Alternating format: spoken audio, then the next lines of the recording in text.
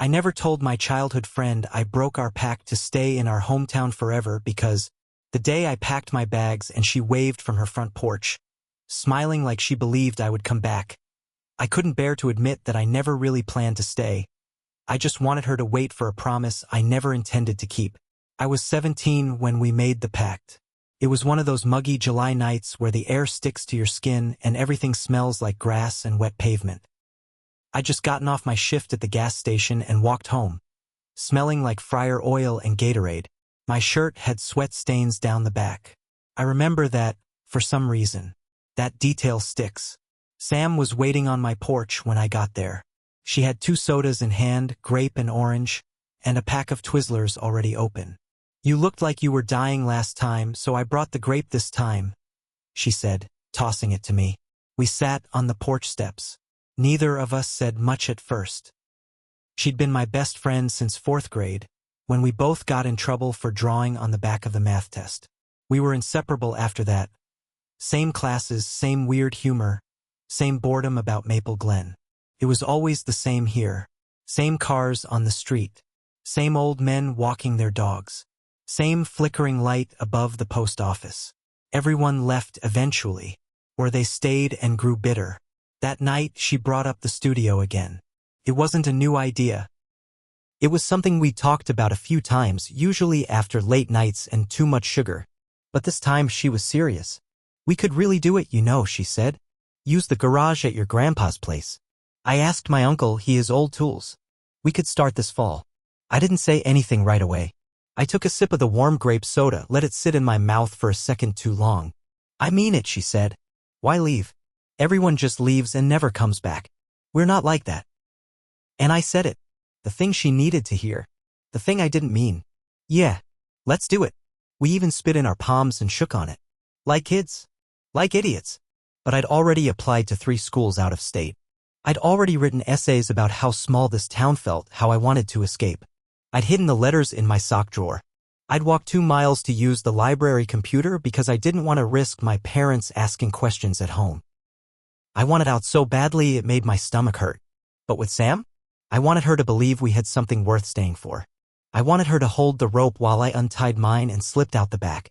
The letter came 2 weeks later. University of Chicago. Full scholarship. Orientation in August. I stared at that envelope for a long time.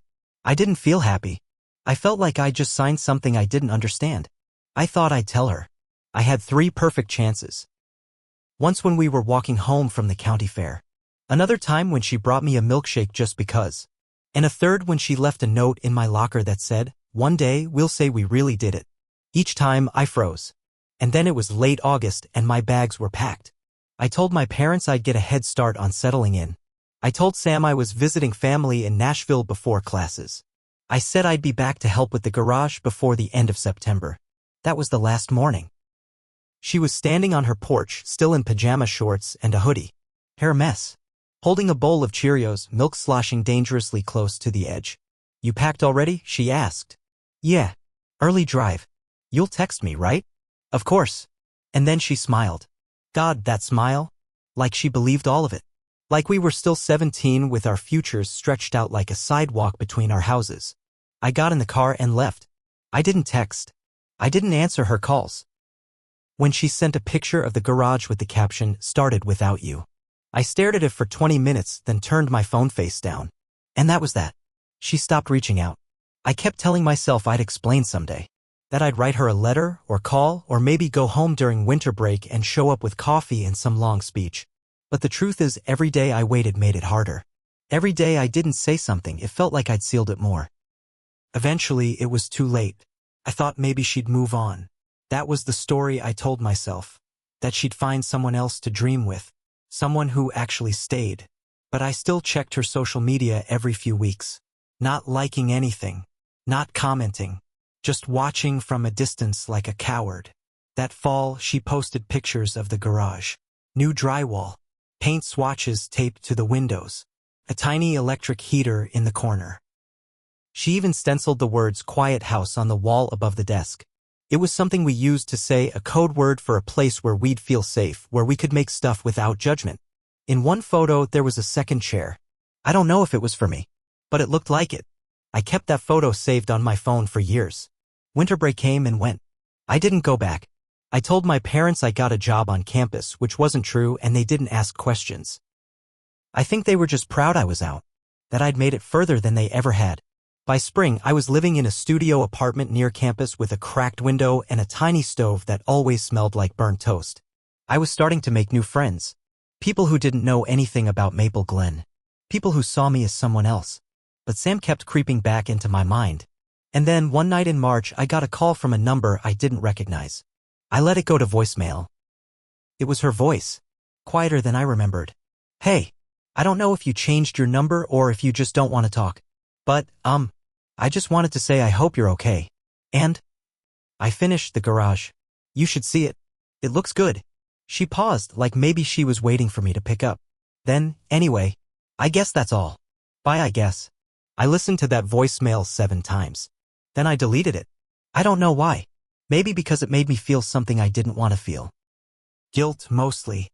But something worse than guilt, too. Something like loss. Something like shame. I didn't respond. A few weeks later, I found out through a mutual friend that she'd dropped out of her community college classes. No explanation. Just stopped going.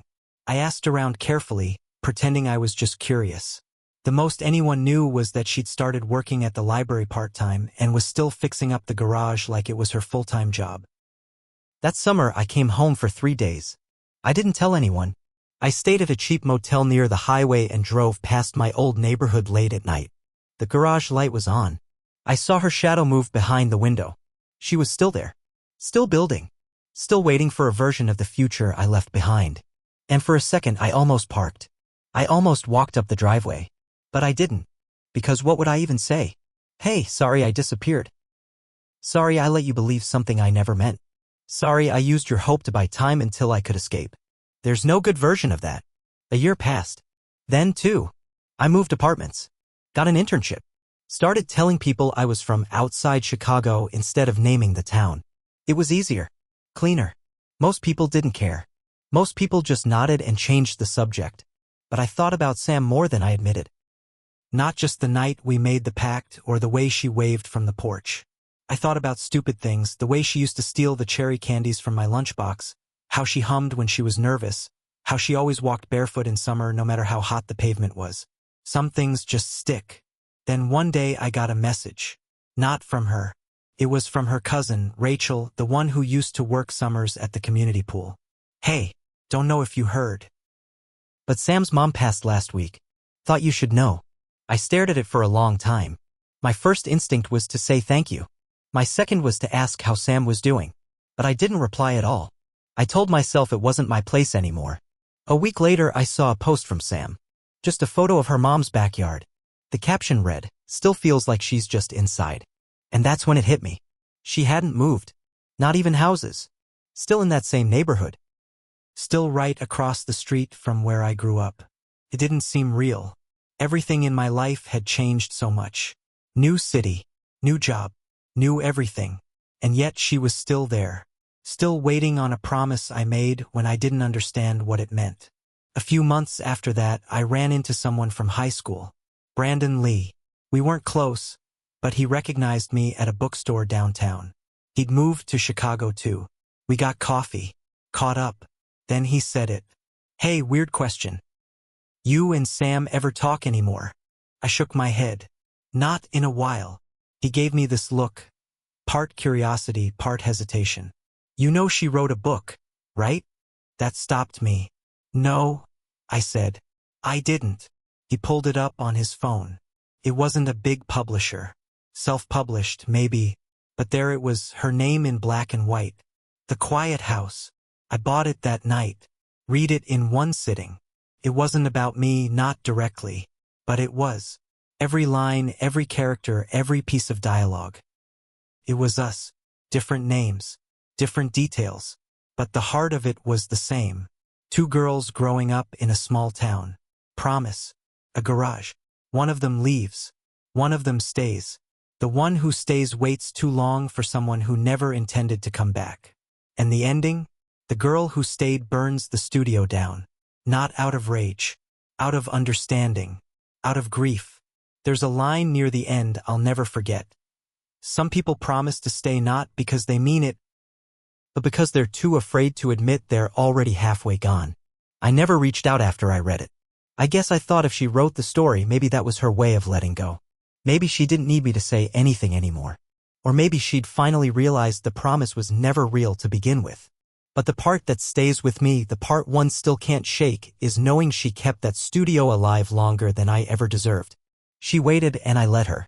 Not because I was cruel, but because it was easier to let her believe in something than to face what I really was, someone who left the second it got real. And now, years later, I still wonder if she ever looked out at that empty driveway and finally understood I was never coming back. I just didn't have the guts to tell her that I left long before I said goodbye.